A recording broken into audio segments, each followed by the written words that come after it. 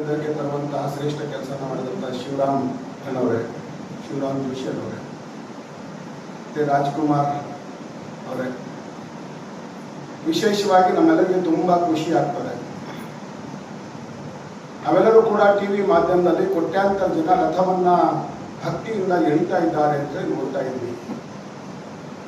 ಪುರಿಯಲ್ಲಿ 9 ದಿನಗಳ ಕಾರ್ಯಕ್ರಮ ನಡೆದು ಜಗತ್ತಿನ ಹಲವಾರು ಕಡೆಯಿಂದ ಭಕ್ತರು ಬಂದು ಆ ರಥದಲ್ಲಿ ಭಾಗವಹಿಸಿ ರಥವನ್ನ ಮುಂದಕ್ಕೆ ಸಾಗಿಸುವಂತಹ ಕೆಲಸವನ್ನ ಮಾಡ್ತಾ ಇದ್ರು. ಇವತ್ತು 9 ದಿನಗಳ ಕಾಲ ನಡೆದಂತ ರಥ ಇವತ್ತು 16ನೇ ತಾರೀಕಿಗೆ ಪುರಿಯಲ್ಲಿ ದೊಡ್ಡ ರೂಪದಲ್ಲಿ ಕೋಟ್ಯಾಂತರ ರೂಪದಲ್ಲಿ ಭಕ್ತರು ಸೇರಿ ರಥಯಾತ್ರೆಯನ್ನ ನಡೆಸುವಂತಹ ಕಾರ್ಯಕ್ರಮ ಅತ್ಯಂತ ವಿಶಿಷ್ಟವಾಗಿ ನಡೀತಾ ಇದೆ. ರಥದ ಬಗ್ಗೆ ಹೇಳಬೇಕಾದ್ರೆ ವಿಶೇಷವಾಗಿ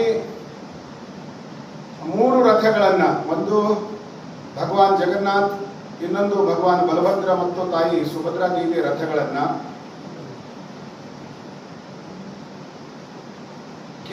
ಕೇವಲ ಕಟ್ಟಿಗೆಗಳಿಂದ ಮಾತ್ರ ಉಪಯೋಗನ ಮಾಡ್ತಾರೆ. ಒಂದೂ ಕೂಡ ಮಳೆಯನ್ನ ಅದರಲ್ಲಿ ಆ ರಥದಲ್ಲಿ ಉಪಯೋಗ ಮಾಡುವುದಿಲ್ಲ ಅನ್ನುವಂತಹ ಮಾಹಿತಿ ಕೂಡ ತುಂಬಾ ಅದ್ಭುತವಾಗಿದೆ.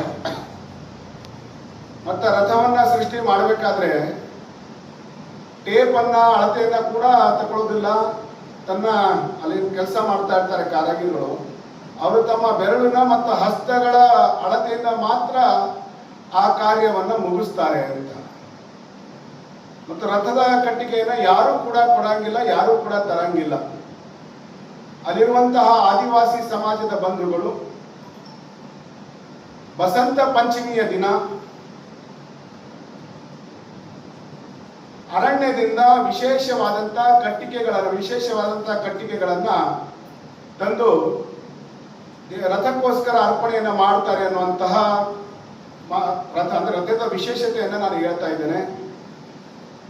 ಮತ್ತು ಪವಿತ್ರವಾದಂತಹ ಅಕ್ಷಯ ತೃತೀಯ ದಿನ, ಇಲ್ಲಿ ನಾವೆಲ್ಲ ಬಸವೇಶ್ವರ ಜಯಂತಿ ಕೂಡ ಮಾಡ್ತೇವೆ. ಪವಿತ್ರವಾದಂತಹ ಅಕ್ಷಯ ತೃತೀಯ ದಿನ ರಥದ ನಿರ್ಮಾಣದ ಕಾರ್ಯ ಆರಂಭ ಆಗ್ತದೆ.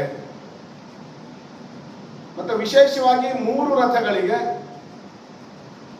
ಭಗವಾನ್ ಜಗನ್ನಾಥ ರಥಕ್ಕೆ ಬಿಳಿಯಾದಂತಹ 4 ಕುದುರೆಗಳನ್ನ, ಬಲಭದ್ರ ದೇವರ ರಥಕ್ಕೋಸ್ಕರ 4 ಕಪ್ಪು ಬಣ್ಣದ ಕುದುರೆಗಳನ್ನ, ಮತ್ತು ತಾಯಿ ಸುಭದ್ರಾ ಮಾತೆಯ ರಥಕ್ಕೆ 4 ಕೆಂಪು ಬಣ್ಣದ ಕುದುರೆಗಳನ್ನ ಉಪಯೋಗವನ್ನ ಮಾಡ್ತಾರೆ. ಅದೇ ರೀತಿ ರಥವನ್ನ ತಳ್ಳಲಿಕ್ಕೆ ಯಾವುದೂ ಕೂಡ ವ್ಯವಸ್ಥೆಗಳನ್ನ ಇಡುವುದಿಲ್ಲ. ಕಟ್ಟಿಗೆಗಳಿಂದ ಮಾತ್ರ ತಡೆಯುವಂತಹ ಒಂದು ವ್ಯವಸ್ಥೆಯನ್ನ ಇವತ್ತು ಮಾಡಿಕೊಳ್ತಾರೆ. ಆ ರಥದ ಜೊತೆಯಲ್ಲಿ 9 ಜನ ರಕ್ಷಕರು ನಡೀತಾರೆ. ಅವರನ್ನ ದೈವಿ ಆತ್ಮ ಅಂತೇಳಿ ಕರೀತಾರೆ, ರಥದ ರಕ್ಷಕರು ಅಂತ ಕರೀತಾರೆ. ಮತ್ತು ವಿಶೇಷವಾಗಿ ರಥಯಾತ್ರೆ ಮುಗಿದ ನಂತರ 3 ರಥಗಳನ್ನ ವಿಸರ್ಜನೆ ಮಾಡ್ತಾರೆ. ಅದರಿಂದ ಬಂದಂತಹ ಕಟ್ಟಿಗೆಗಳಿಂದ ಪ್ರಸಾದವನ್ನ ಮಾಡಿ ಬಂದಂತಹ ಕೋಟ್ಯಾಂತರ ಭಕ್ತಾದಿಗಳಿಗೆ ಅದರ ಪ್ರಸಾದವನ್ನ ವಿತರಣೆ ಮಾಡ್ತಾರೆ. ಅಂದ್ರೆ ಈ ವರ್ಷ ಉಪಯೋಗ ಮಾಡಿದಂತಹ ರಥವನ್ನ ಮುಂದಿನ ವರ್ಷಕ್ಕೆ ಉಪಯೋಗ ಮಾಡುವುದಿಲ್ಲ. ಈ ರೀತಿಯಾಗಿ ಪುರಿಯಲ್ಲಿ ನಡೆಯುವಂತಹ ಅಗಾಧವಾದಂತಹ ಭಕ್ತಿ ಪೂರಿತವಾದಂತಹ ಜಗನ್ನಾಥ ರಥಯಾತ್ರೆ ಜಗತ್ತಿನಲ್ಲಿರುವಂತಹ ಎಲ್ಲಾ ಭಕ್ತಾದಿಗಳಿಗೆ ತುಂಬಾ ಭಕ್ತಿ ಭಾವದಿಂದ ಹೋಗಿ ದರ್ಶನ ಪಡೆಯುವಂತಹ ಸಂದರ್ಭ ಇದು. ಮತ್ತು ರಥವನ್ನ ಎಳೆಯುವಂತಹ ಹಗ್ಗವನ್ನ ಸಮುದ್ರ ಮಂಥನದಲ್ಲಿ ಯಾವ ನಾಗದೇವತೆಯನ್ನ